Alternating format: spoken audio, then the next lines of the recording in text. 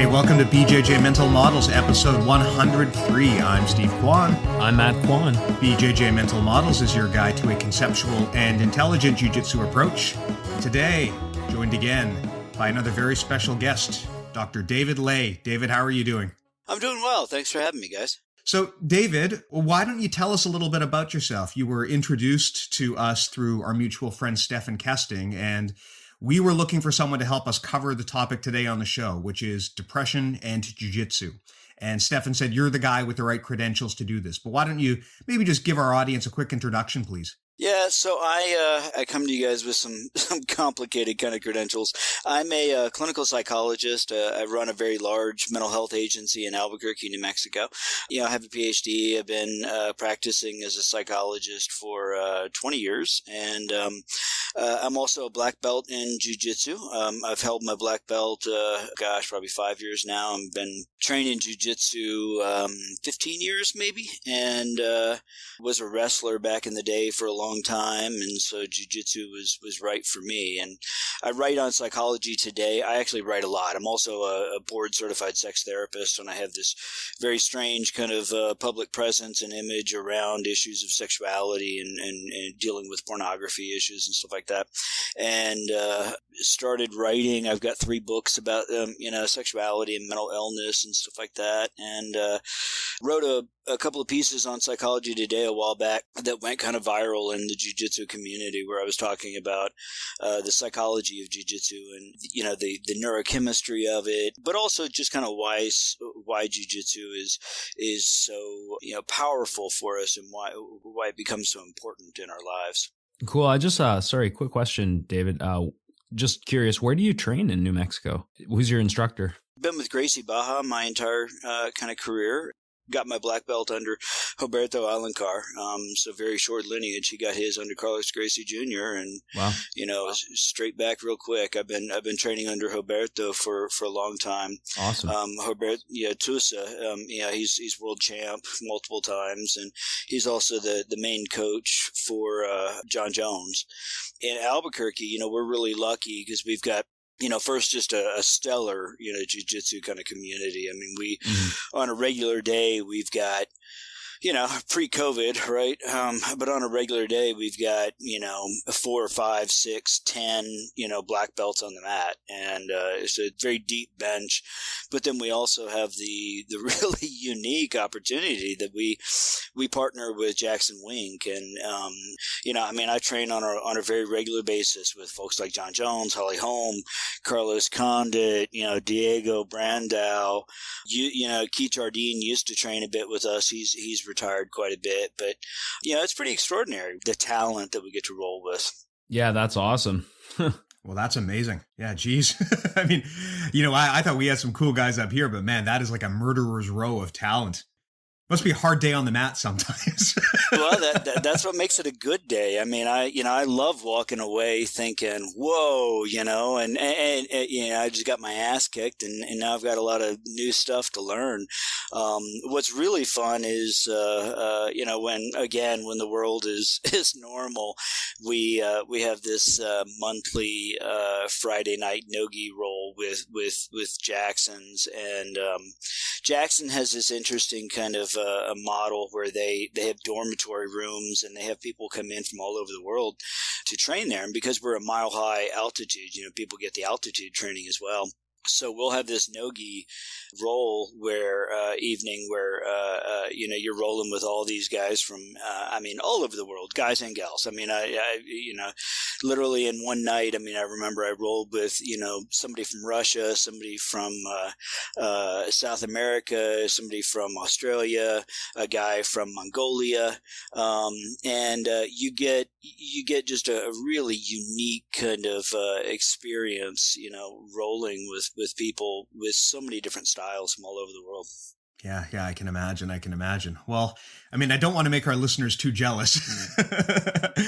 So maybe you can actually help us answer a listener question that we get a lot, and one that Matt and I have agreed we're totally unequipped to answer. And that is to have a conversation about depression and jiu-jitsu. Now, we get a lot of questions asking about this. often not necessarily a particularly pointed, steered question, but just, general thoughts on this. Now, I don't have any sort of medical background, so I am the last person you'd want to take advice on this from. And, the other thing about depression too is that I think maybe first and foremost, we should define what that means. I mean, depression is one of those terms that I think is probably a little bit overused, much to its detriment. It's like how, people say, oh, well, I got a little bit of OCD. Well, no, you probably don't, right? Like that's an actual medical condition. So maybe you can help us kind of put a box around this. What is depression? What does it mean? And what are the different gradients of it that people can experience? Yeah, that's a good question.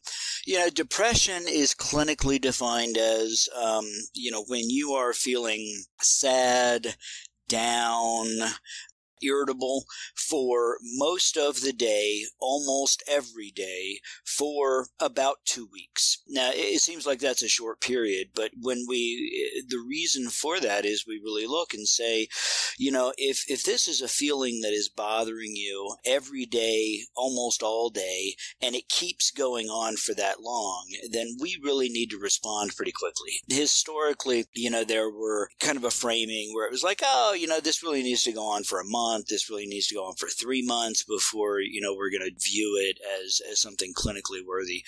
But a lot of research really pointed us to the fact that early intervention is best and early intervention is most effective. So if you find yourself where, you're struggling in your feeling and it doesn't let up, you can't look back over the past couple of weeks and see a day where you felt okay and you got things done.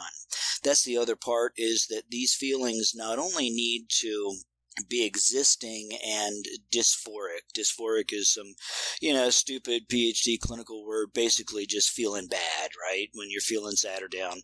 But if you can't look back and see a time when you weren't feeling dysphoric, and those negative feelings, that negative mood state is getting in the way, it's making it hard for you to get things done, to enjoy your life, it's causing problems for your motivation to get out of bed, to go to work. When you're at work, you're having difficulty concentrating. Then and all mental disorders are diagnosed by basically a two-part kind of model where A, there are symptoms that you're struggling with, and B, they are causing some distress or dysfunction. So in other words, they're getting in the way, they're causing a problem. When those are present is where we identify it as a disorder. Now, your comments actually and the questions you're getting really reflect kind of the complicated piece of depression, because depression is different in every person. And, for some people, it involves, just feelings of sadness and grief and just down. For other folks, particularly guys and young people, depression often comes out as irritability.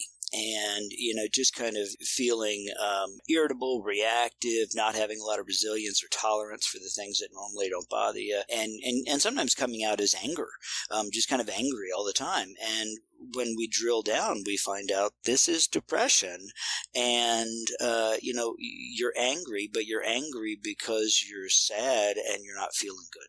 Well, let me ask a question, because this is something I'd love to know. To what extent is depression a biological matter, and to what extent is depression the result of your circumstances? And is it even possible to answer a question like that? Because speaking for myself, and I would venture to guess speaking for probably almost everyone listening to this, I feel very depressed right now. And that's not something that I normally deal with, right? But the last 9 months, 9 months into a global pandemic, for the first time in my life, I'm dealing with like what I would say is a long window of depression. And I guess my question is that actually depression, or is it disrespectful to call it depression? Does that do a disservice to people who suffer like quote unquote real depression? I'm just wondering if what we're all kind of collectively experiencing is actually what you would call depression. Yeah. The answer to your question is yes. Depression is biological, and it is psychological and life circumstances. It's really both. We live in our brains, and any of our mental experiences are by nature biological. And to be honest, I really reject this modern kind of thing of painting or perceiving mental disorders as inherently biological, and that somehow gives them some greater validity or reality, because then we can say, oh, well, it's not your fault. You have a chemical imbalance in your brain. Well, not really, because every one of our experiences is in our brain.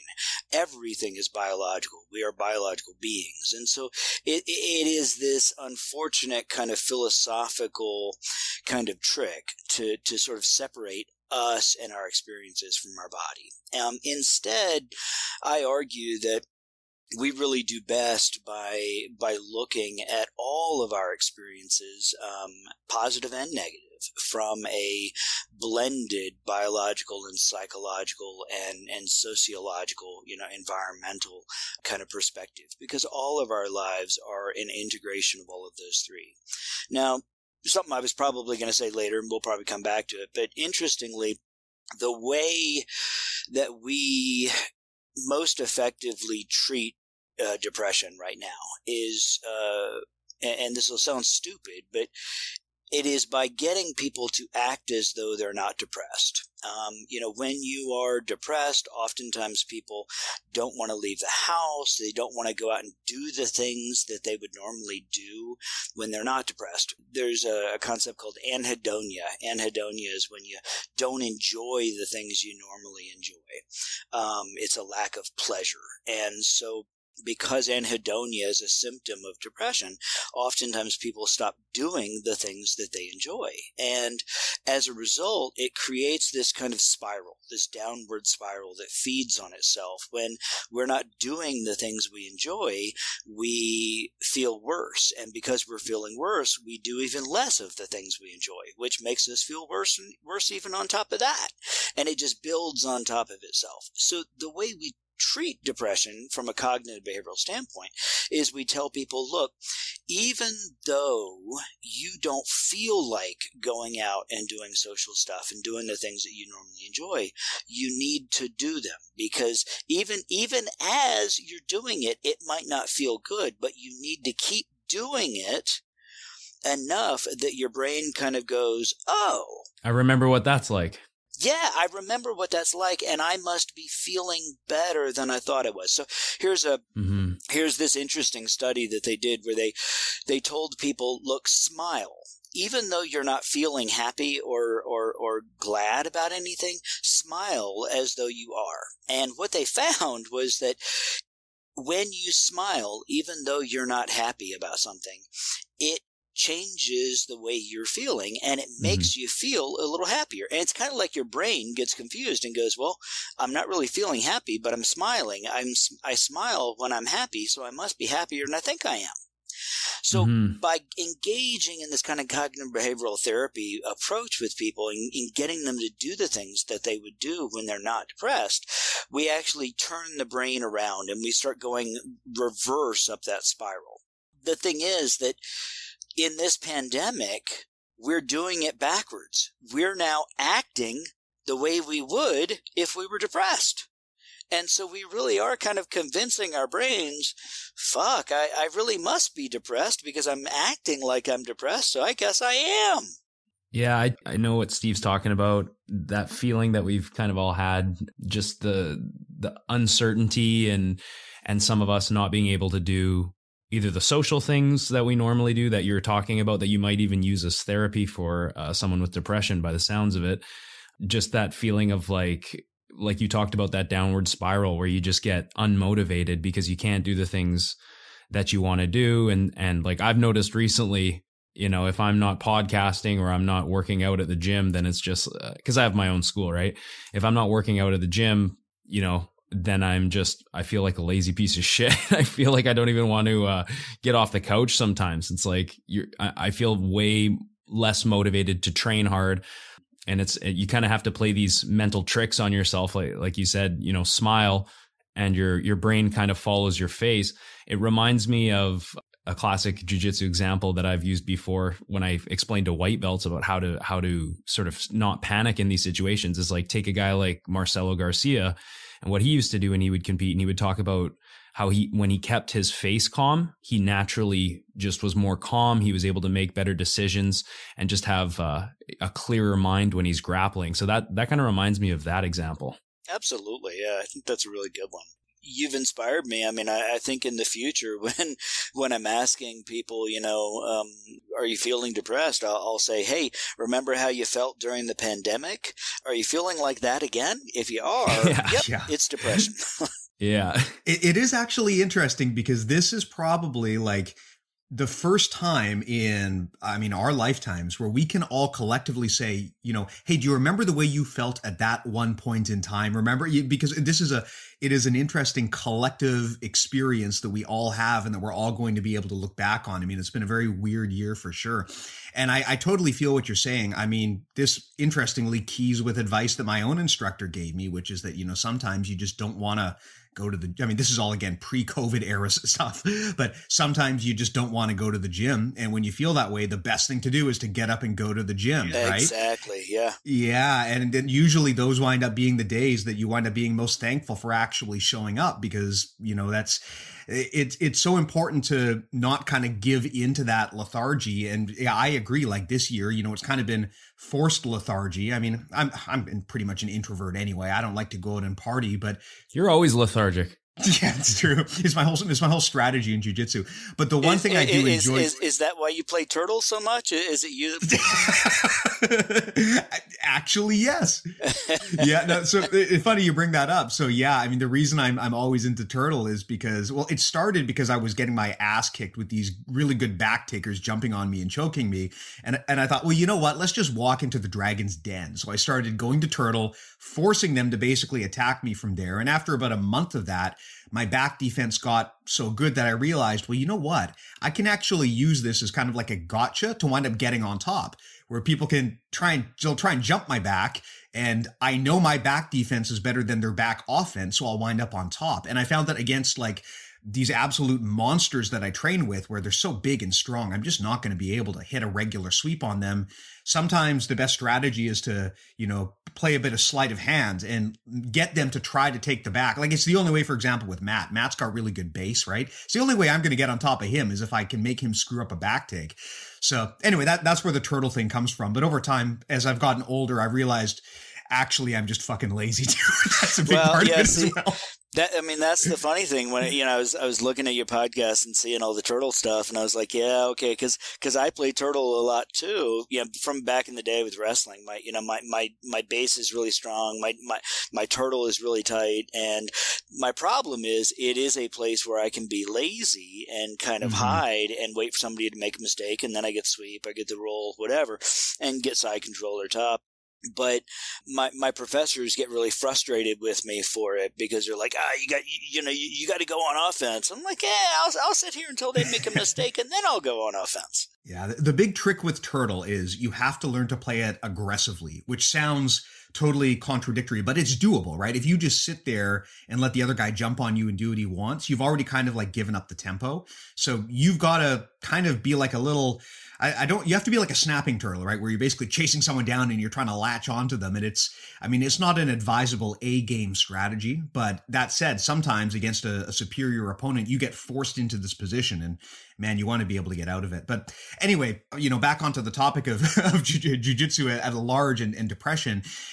I can say that, out of all of the things that I've had to give up during the pandemic, being a kind of an introverted guy, most of them don't really bother me that much. I don't care that I don't have to go into the office. I don't care that I don't go to restaurants. I do care that I can't go to jiu-jitsu because in my life, I'm not an athletic guy. I hate working out. I hate all of these things. I find exercise boring as hell. The only type of exercise I've ever found that I've really, truly enjoyed is jiu-jitsu. And that's gone now, right? And I agree that has definitely had a noticeable impact on, I mean, not even just my mood, but just I'm much more lethargic. Some days I just get up and I just want to sleep. Like I don't even want to get out of bed. You know, some days I get up and I'm just like kind of struggling to figure out what the point is. And it's weird how, you know, just having such a disruption in your routine, such a little thing like jiu-jitsu can actually wind up really impacting your overall mental health.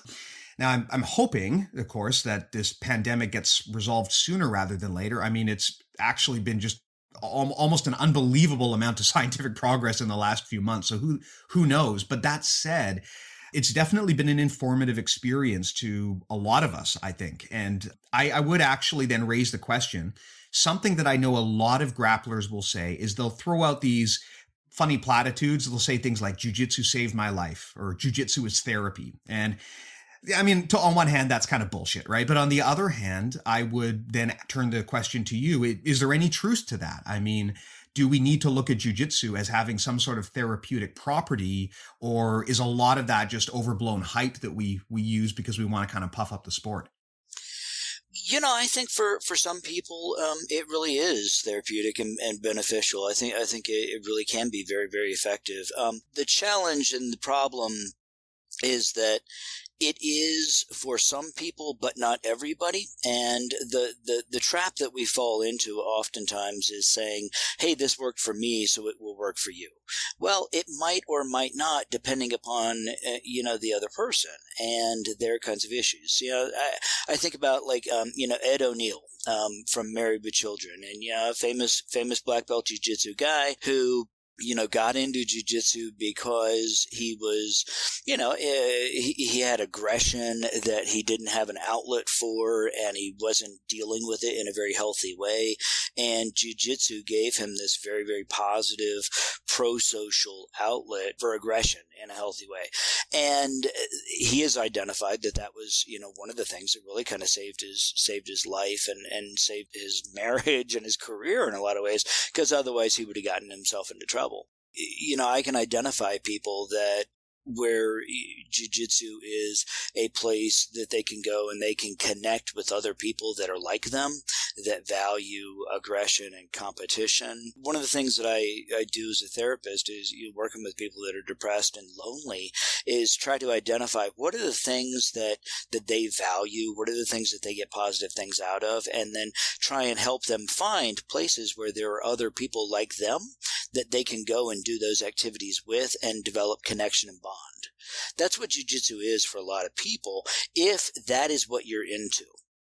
Yeah, I think because at the beginning of the episode, David, you said that depression can be many different things, right? And for different people. So I guess it only makes sense that there's going to be, for each person and each separate case of depression, there's going to be a unique or appropriate response or remedy. It's not all across the board. So to say that jiu-jitsu is therapy could be true for many people and not true also for many people. I guess it's like, it depends kind of what their interests are. And I guess therapy is kind of unique to the individual in a way. Absolutely. It really, it has to be targeted. Now there are some bigger picture patterns that we talk about, the cognitive behavioral therapy kind of strategies that I identified a little bit ago, but we have to target those strategies to the individual person, because that's what makes it work. That's what makes it unique. And then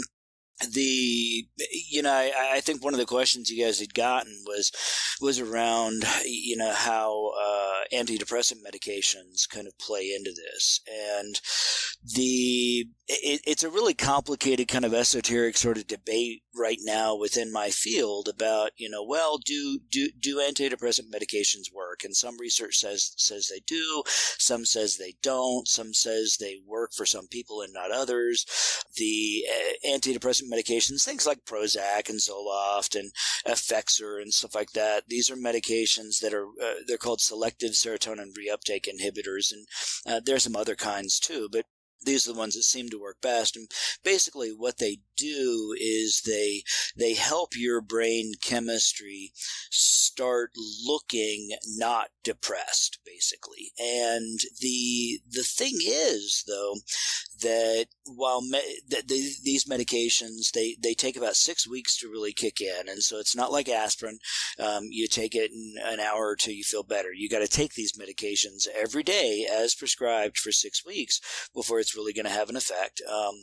They oftentimes increase the energy, dealing with that lethargy from depression. They oftentimes you treat that first. That's one of the first symptoms that kind of goes away.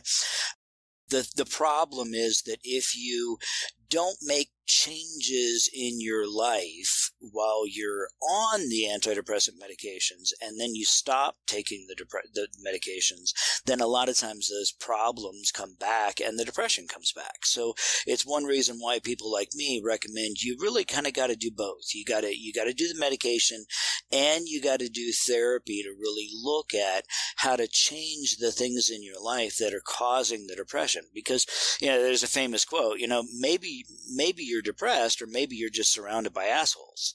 And if you're surrounded by assholes, you're going to stay depressed until you change that.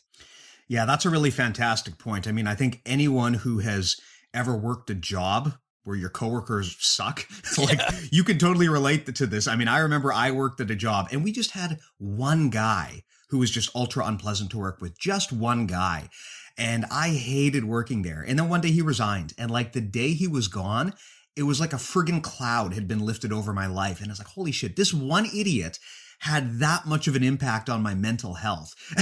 And it's a good point that, I think that often we forget how important our environment is. And I mean, in the jiu-jitsu context, I mean, I've talked about this on the podcast repeatedly. If you train at a gym where it's really culty and there's a lot of drama and you don't, or maybe you're having fights with people in the gym, like the toll that can take on your mental health versus just going to a gym where everyone gets along and acts like grown-ups. Like, it is incredible how detrimental jiu-jitsu can be if you train at the wrong place, right? And so I think environmental context is so important when you want to consider, how you can be a happier, more mentally healthful person. And, to your point earlier, for a lot of us, jiu-jitsu is an outlet. It's our third place, right? That we go to socialize, to blow off steam. And with that now taken away from us, we've kind of lost that environmental context. And I think we're kind of seeing the impact that that's had on a lot of people who, for many of us, jiu-jitsu is a career. It's one of the highest priorities in our life. And now that door is at least temporarily closed. And you can definitely see the result that is having. For me, jiu-jitsu has really always been because I'm a thinking guy. I spend a lot of time in my head, I run a very large business. And so I'm always stressed and worried about something. And jiu-jitsu is really one of the only places in my life where I can go and get my head out of my ass, because, when a 200 or 300 pound guy, is trying to choke you and break your arm and, rip your foot off, you can't think about work or budget or bills. You're in a life or death situation. Your brain chemistry, kind of changes and puts you in that survival mode where your entire intense focus is on this moment, and jiu-jitsu is one of the places in my life where I can be really, really mindful, where I can be really focused on what's happening right here, right now.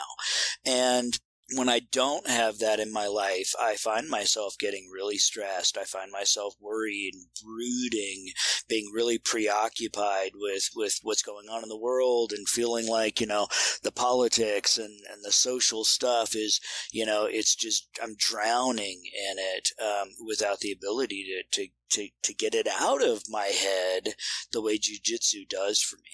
Yeah, it's funny you bring that up because, I mean, something that I've always said on this podcast is that jiu-jitsu is forced mindfulness. That's probably the biggest benefit it has, right? I mean, I'm a big advocate of things like meditation, but the main difference between jiu-jitsu is you have to be in the present moment, right? Yeah. You don't have a lot of choice when some dude is sitting on your chest trying to choke you out, and learning not just to be in the present moment, but also to be calm in the present moment under intense pressure.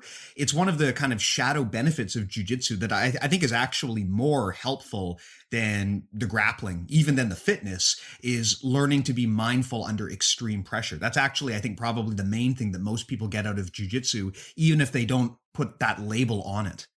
Yeah, one of the things that I identify as kind of one of the biggest benefits that I've learned is that I can be in a bad situation where I am vulnerable, and yet in that bad situation, I can protect myself and stay safe until I can find a way out. Yeah, it's interesting. I watched this movie, what's it called? Gemini, I think, the other day with Will Smith, where it's like old Will Smith assassin versus young clone Will Smith coming after him. And it made me think, what would it be like to, I'm 47. What would it be like to fight myself when I was 18 or 19, 20 years old? And really, I think that I would kick my ass, my younger ass, because when I was young, I didn't know what it was like to be in a bad situation and not give up. And now, there's this one guy I train with. I'm about 180 maybe pounds, and there's a guy I train with that, he's like 260, 270, and the guy's just solid as a rock, and when he smashes you, you've been smashed. And I used to just kind of panic, and I realized that wasn't working for me. So I started very intentionally pulling guard and putting myself under him and letting him smash me until I could find a way to get out. And that actually taught me something really, really powerful. It taught me to trust in myself, and that in those moments where I was feeling scared and overwhelmed, to trust in myself and in the technique that there's going to be a way out and you're going to be okay. That actually has I think been one of the healthiest lessons I've learned from jiu-jitsu, and that really permeates through life, because when you're in that scary situation, knowing that you can trust in yourself gives you that ability to be calm and then make the right decision most effectively when it's the right time. Yeah, it's something we've talked about on the podcast, the concept of growth from discomfort, and how really all of the important growth you're going to experience as a person comes from pushing yourself outside of your boundaries. And that is something that I think all of us can relate to in jiu-jitsu. It's not even just that we learn tactics for self-defense, but it is that we learn that we are capable. And that gives us the confidence that, yes, we can do it, which kind of creates a virtuous cycle, right? I mean, I remember a similar parallel. I remember when I was in college, I don't think I've ever worked that hard in my life. I was punching like 100, 120 hour weeks some weeks. And I honestly don't remember much of what we actually studied now. But one thing I do remember is that the fact that I was able to work that hard and do it gave me confidence that, man, if I can do this, I can do anything in the workforce, right? And that more than anything was the big lesson that I got out of post-secondary education, which is that it taught me that I can be a grown-up. Like, I can go out into the real world and do real grown-up work. And I think jiu-jitsu in a lot of ways gives you the confidence to carry yourself, because if you know that you can defend yourself, then it gives you confidence to be a bolder version of the person that you are. And I think that's part of the reason why people speak so lovingly about jiu-jitsu as a builder of character. I would ask you a question, and this is something that one of our listeners did ask, which is, how do you achieve your jiu-jitsu goals when you're combating depression? And we specifically had a listener talk about how they're afflicted with depression and it impacts their ability to perform, particularly on the competition scene. They felt that, when they're depressed or when they're on certain rounds of medication, it can impact their ability to be aggressive. And I can relate to some degree to this, not to the same extent, but I think we've all had that, right? We've had days where you kind of roll into the gym and you're just not feeling it and you just get your ass kicked.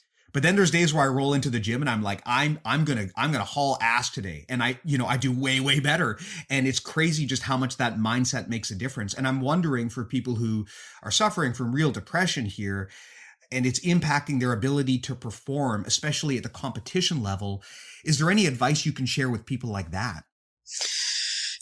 This is a place where every person is different. And so, one of the things that we see, for instance, with medications, with the antidepressant medications that I've talked about, is that there oftentimes is this kind of numbing effect where, you're not feeling depressed, but you're just kind of a little emotionally numb and distant from stuff. And I can see where people that are experiencing that side effect from the medication might actually struggle to really get motivated to compete the way that they are used to, because it wouldn't kind of matter as much. Now, the other thing is, I've got a good buddy who struggles with depression, and, competition was this hugely important thing in his life, and he was really focused on it, and he would get really into camps, and he'd go and he'd compete like just like a monster. I mean, it's kind of the guy you're scared to get matched up with. And however, it was a double-edged sword, because if he didn't, if he didn't get to the gold medal, he was really depressed and really beat himself up. And as he started doing therapy and started finding some kind of healthier sort of ways of thinking about his life and himself, he's now kind of saying, maybe I'll compete, maybe I won't, but it's not this hugely important thing, because it wasn't the only thing of value in his life. And so, the answer, unfortunately, is for every individual, they need to look at, themselves in context, and they need to look at jiu-jitsu and competition and the relationship that it has for their feelings about themselves. One of the big places that we sabotage ourselves is when we look at an experience, whether it's losing or winning, whether it is feeling a certain feeling that we have in a moment, and we think it means something. We think it means something about the future. Oh my God, I lost today. I'm never going to win again. My jiu-jitsu career is over. Oh my God, I got scared in that situation. I didn't know what to do. I don't know what I'm doing. I'm awful at jiu-jitsu. So we start applying the meaning to this experience. Well, that experience is just an experience, and it doesn't mean anything more or less than any other experience in our life. We have to look at everything in a big picture before we start thinking that it means something about who we are. And so again, that's kind of the work that I would be doing in therapy with people around these issues, is trying to let's look at this in the big picture. Let's pull back, and then let's also identify, what are your goals? My goal is to feel better. My goal is to say in jiu-jitsu, my goal is to learn. My goal is to engage with my buddies. My goal is to get a chance to hang out with guys, because my field of therapy is filled with women who are wonderful, but it's fun to go to jiu-jitsu and hang out with guys and kind of talk smack, and those are the ways we integrate all of this. One of the things I was thinking about, with you guys, is that we all have these times when we hit kind of a plateau, right? Where we feel like, I'm not learning new technique. Guys that I'm used to beating, they're progressing and I'm not. And all of a sudden these guys are beating me and I don't know what's going on. And that's something I've struggled with. And what I looked at when I was struggling with that was, okay, I need to pull back my goals. And so I would identify a move that I wanted to do, a technique I wanted to hit during a day, and I'd go in, and my goal was just to hit that technique. And it doesn't matter if I get my ass kicked all day long. If I hit that one technique once that day, I win, because that was my goal. So we pull back our goals and make them achievable so that we keep moving forward. Little baby steps. It's funny you mentioned that. That's something that we've talked about quite extensively here on the podcast, which is, people, they get their identity caught up in their goals. And sometimes for reasons totally out of your control, those goals may or may not happen. And so we always advise that people focus on building quality habits and processes and focus on that, focus on operating the process versus obsessing over what result may come, right? It's better to focus on your goal for today on the mats and to also set a goal, like you said. I mean, if you have a sweep you want to work on, to go into every class with a target. And that way, if you are focused on constant in the moment training and just adhering to the process and adhering to quality habits, that's going to be more meaningful than some goal that for reasons completely unrelated to you might not ever be able to achieve. And so our advice is always to not get your ego tied up in the desire for these long-term big picture wins you might want to have. Yeah, I think as a jiu-jitsu athlete, and someone who just competes in jiu-jitsu, or their main source of income is running a school, I can see many times where I might battle something that could feel like some depression on some level. I'd never felt that way about losing a competition because I'm getting really good at losing. But things like injuries, I could definitely see being depressed when I get injuries. I feel my mindset is different. Certainly right now with a lot of the lockdowns and things like that, not being able to train, that, of course, I think if you're not feeling that right now as a jiu-jitsu athlete, I don't really think you care about jiu-jitsu that much. Things like maybe you see some of your students start kicking your ass, and then it's a battle of your ego versus you as an instructor. But then, the way I deal with that is I realize, well, then I'm achieving my goal as an instructor. If my guys can start to really pour it on me and the systems that used to work on them no longer work on them, then this is actually, it feels shitty in the moment, but it's actually a really it shows that the goal is happening and that people are improving around me. And, and one of the bigger ones that I think will definitely be something I have to fight is, when you kind of realize that you're far now past your prime, you can't roll the same way as you used to, you can't compete at the same level. I can't remember who told me. Someone told me that athletes die 2 lives.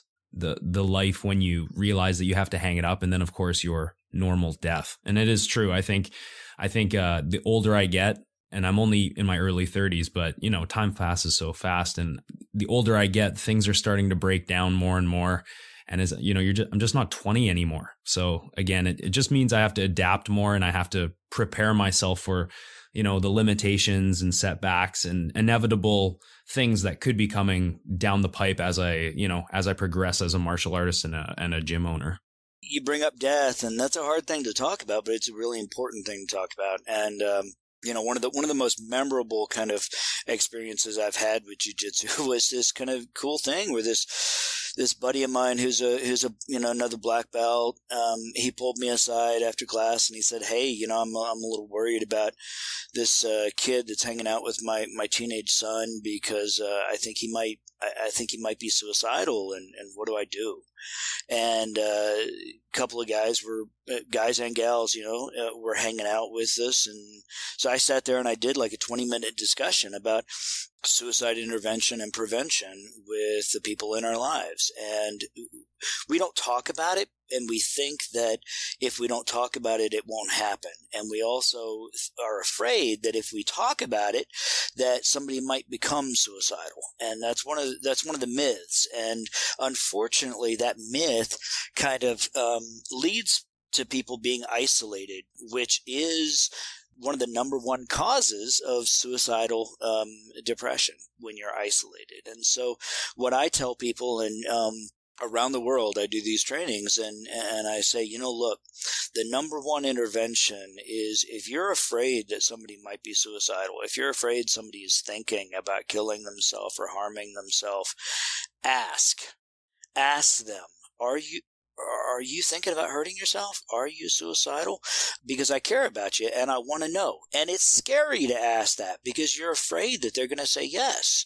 And I mean, I have asked hundreds, probably thousands of people those questions. And every time I ask it, I'm scared that they're going to say yes. But it's like jiu-jitsu. I have learned that if they do say yes, now I get to help them, that I've got the skills to be able to help them and support them through it. So if they say yes, then your job is now to connect with them and to help them connect with other people in their life to keep them safe. Get them into therapy, refer them, bring in the coach, bring in the professor and say, hey, let's make sure you're not alone with this because now we got you. We got your back. We're supporting you here. We want you around. We don't want you to hurt yourself. The one thing I'll say is when you ask the question, don't say, hey, you're not suicidal, are you? Because when we say it like that, we're telling them, you need to tell me no. Because I can't handle it if you say yes. We're programming people with the way to answer that question. There's a wrong way to ask the question, which is, you're not suicidal, are you? But other than that, there's lots and lots and lots of right ways to ask it. But the number one important thing to do is just ask, because as soon as you ask somebody if they're suicidal, now they're not alone, because it breaks down the isolation of being alone with this terrifying thought of hurting yourself. We've had some high-profile suicides, in jiu-jitsu, and unfortunately, as we're dealing with depression and as we're dealing with this god-awful pandemic, there's a lot of lonely, isolated people out there that are starting to question, is it worth it? And the way we help them, whether they're our kid, whether they're our wife or our husband, or they're our fellow jiu-jitsu player, is to let them know they're not alone. Mm-hmm, mm-hmm. I would then ask you one more question tying on to that, and then we can tie this up. One thing that I think most of us would agree on is that jiu-jitsu is full of some of the most stubborn, bullheaded people that you'll ever find, right? I don't know what the hell you're talking about. You're just making this up, dude.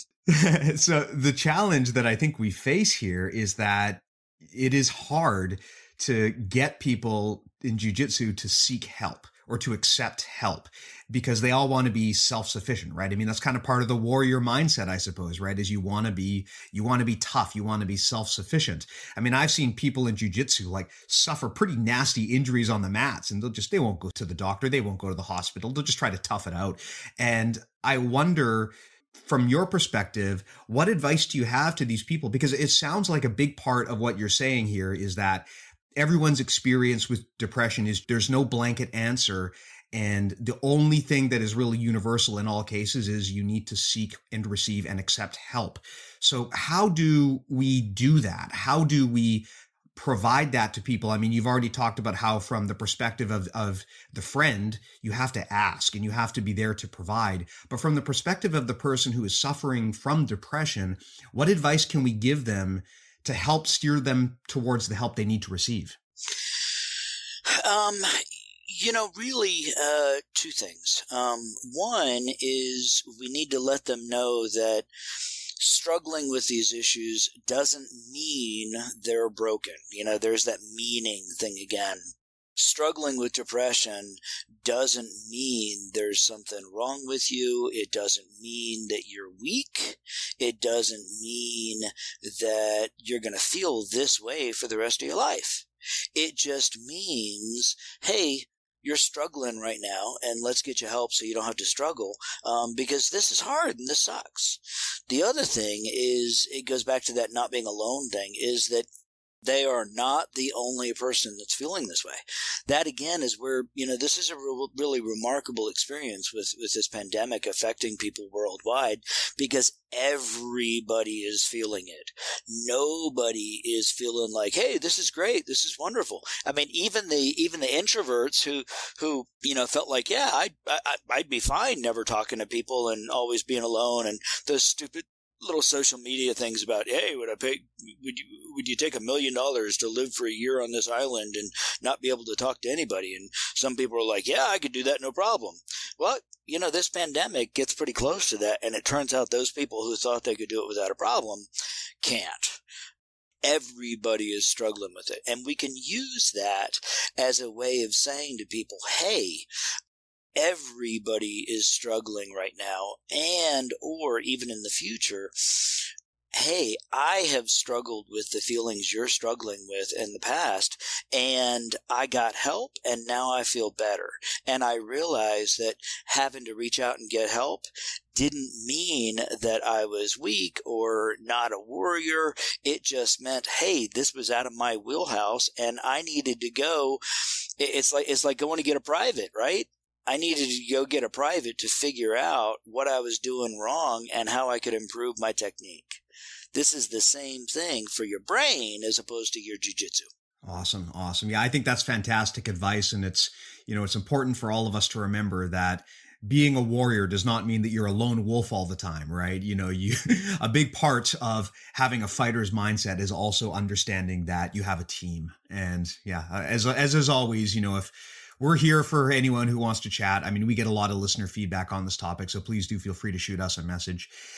David, thank you so much again for all of your time and your insight here. Super, super fantastic conversation. And now I know that you've got a lot of works out there that people would probably be interested in finding. For those who want to read your work, see the stuff that you've contributed, where can they find you and find this stuff? Twitter is a good way to connect to me, at Dr. David Ley. Last name is Ley, even though it sounds like Lay. I am a sex doctor, right? So I had to have that name. So Twitter is a good way to find me, and then as I said, I write on Psychology Today, and I've got a lot of blogs there, and literally if you Google David Ley Psychology Jiu-Jitsu, you'll find some of the stuff I've written and talked about with this stuff. Amazing. And for us, if you want to support the show, I think our listeners know how to do that. You can go to patreon.com/BJJ Mental Models. That's the single best way that you can help us keep the lights on here. It really makes a difference. Again, that's patreon.com/BJJ Mental Models. We also offer a ton of premium content and virtual feedback sessions through that service. So please do consider signing up if you haven't already. David, again, thank you so much for this fantastic chat. I really appreciate you stopping by. I'd love to have you again in the future. There's just so much stuff that we could talk about. So again, thank you so much for being generous with your time. Really do appreciate it. Thanks, David. Great chat. Thank you. My pleasure. Maybe next time we can talk about sex, relationships, and jiu-jitsu, because that's always fun. Yeah, let's do it. Yeah, it's basically the same thing, right? A lot of the positions are identical. But anyway.